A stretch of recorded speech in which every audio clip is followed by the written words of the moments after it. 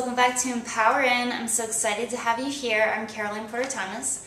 So a lot of you guys have been requesting tips for pharmacology, and the truth is pharmacology is a huge subject, and there's so much to know. There's so much to know about each medication and what to know before you give the medications.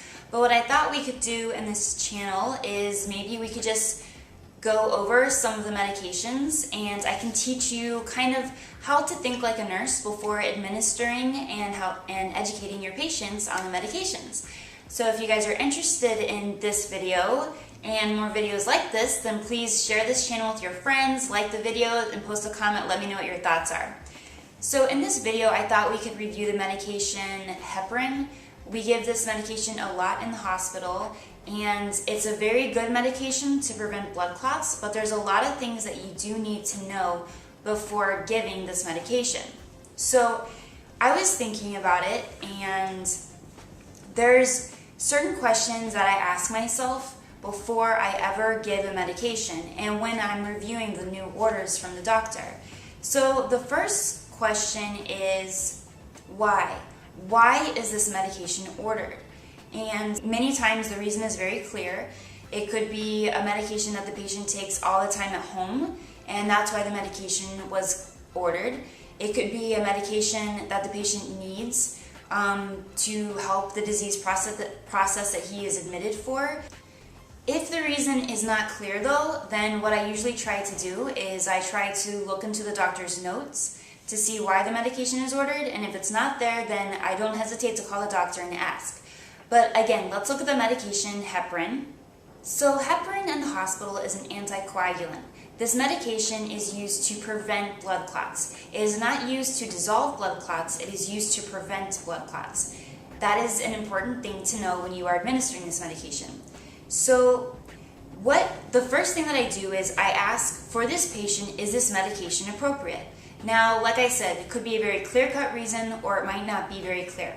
But for this medication, a lot of times we give it if the patient has a deep vein thrombosis, which means that they have a blood clot in their legs. We also can give it for a pulmonary embolism, which means that they have a blood clot in their lungs. And we can also give it if the patient has atrial fibrillation, which means that the atrium in the heart is quivering and it could actually get a blood clot. So we also need to know if the dose is appropriate. So if the doctor gives Heparin 5,000 units and that's sub-Q and that's every 8 hours, that's a dose that we give a lot of times in the hospital. So I would say that that's appropriate. Otherwise, they could do a weight-based drip, and that would be off of a calculation that we would get, and we would be given the appropriate calculation from pharmacy, and then we would take the patient's weight and we would adjust it accordingly. But we also need to know if the route is appropriate. Heparin is given in the hospital, and in the hospital we give it either IV or sub-Q. So if it's ordered any other way, we know it has to be a mistake. Another question that I always ask is, what vital signs do I need to know before I administer this medication? Now for Heparin, there's not really a specific vital sign that you need to know before you administer this medication, but in general, I just want to give you the questions that I usually ask myself. The next thing that I need to know is what lab values do I need to know before I give this medication.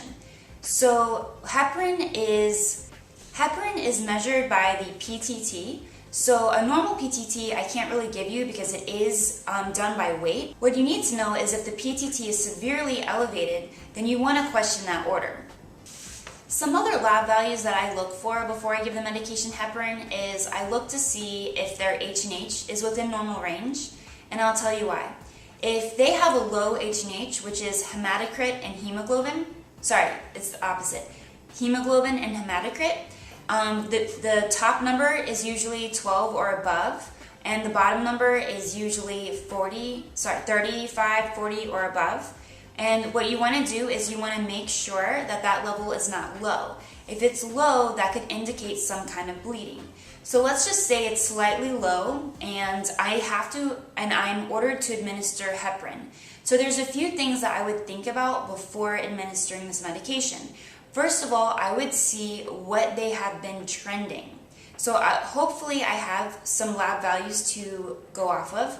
So I'll look in the past few days. sometimes what you will see, even though their hemoglobin and hematocrit is a little bit on the low side, sometimes you will notice that it's higher today than it has been in the past. And if that's the case, then I probably would just go ahead and administer the medication because it hasn't been causing any problems.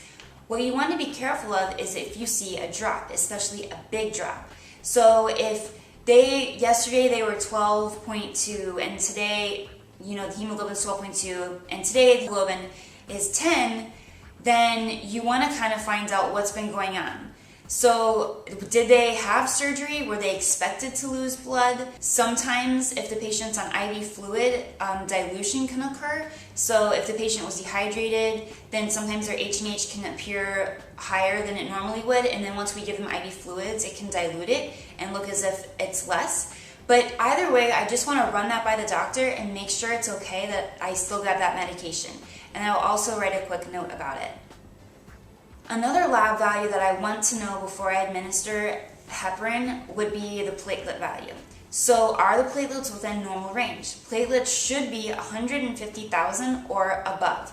So if I have a patient that their platelets low, very low at 50,000, I'm going to question that order.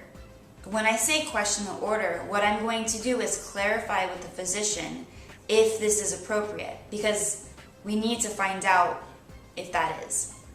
Another thing that I like to know and like to think about is worst case scenario, what's the absolute worst thing that can happen to this patient if they have a reaction to the medication. Now when we're talking particularly to heparin, then there is a thing known as HIT. It's HIT. It's also known as heparin-induced thrombocytopenia, which means that their platelet level was at a normal level, or normal for them, could be low, could be high, but whatever is normal for them, and they had a sudden decrease. This is not a normal reaction. It is actually considered an allergic reaction, and you should notify the physician immediately. It is an emergency. So the medication usually has to be discontinued. If the patient absolutely has to be on anticoagulants, then another source of anticoagulant therapy needs to be administered and not heparin. Another thing that's good to ask is there an antidote? An antidote is basically a reversal agent. So let's say that the patient does have heparin-induced cytopenia, or maybe it's not that critical, but let's say that the patient does have a reaction to the heparin medication and they're having a lot of bleeding. So is there an antidote to heparin? And there is. It's called protamine sulfate. One of the most frustrating things that I found about nursing school was that it basically teaches you all of these facts and things about the medications, but it doesn't exactly teach you how to think like a nurse. But yet the questions that they ask you are in real life situations and scenarios, and you are kind of expected to know how to do that.